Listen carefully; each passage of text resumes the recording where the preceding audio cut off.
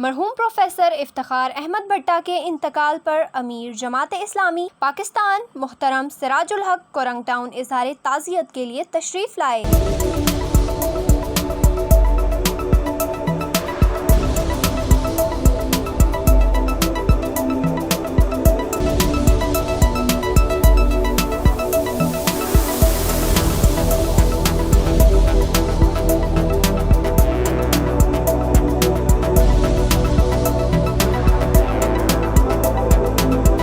اہل علاقہ کی کثیر تعداد علماء کرام اور اہل خانہ سے اظہار ہمدردی کرتے ہوئے پروفیسر افتخار احمد بھٹہ کی دینی اور ملی خدمات کا ذکر فرمایا اور بھٹہ فیملی کے ساتھ تعزیت فرمائی۔ انہوں نے فرمایا، پروفیسر افتخار بھٹہ نے اپنی ساری زندگی بندگان خدا کو راہ راست دکھائے۔ ان کی تعلیم و تربیت کرنے، نصاب سازی کے ذریعے نسل نو کی ذہنی آبپاری کرنے اور اپنے علم و عمل کے ذریعے اعلاء کلمت اللہ کی جد و جہد میں گزار۔ انہوں نے کہا کہ پروفیسر افتخار بھٹہ نے دعوت کے ساتھ ساتھ اپنے بچوں اور ان کی اولادوں کو بھی تعلیم و تربیت کر کے معاشرے کے لیے عمدہ مثال پیش کی۔ امیر جماعت نے یقین کا اظہار کیا کہ مرحوم کی اولاد اور شاگرد ان کے لیے صدقہ جاریہ ہیں۔ اس موقع پر بھٹہ فیملی کے چھوٹے بچوں نے تلاوت قرآن پاک کی سعادت حاصل کی اور سیلاب زدگان کے لیے اپنے جیب خرچ اور آنت امیر جماعت اسلامی کی خدمت میں پیش کی۔ پروفیسر محمد ابو بکر بھٹہ نے اپنی اور فیملی کی جانب سے امیر جماعت اسلامی پاکستان اور تعزیت کے لیے آنے والوں کا شکریہ ادا کیا۔ مرحوم کے صاحبزادے میجر جنرل طاہر مسعود بھٹہ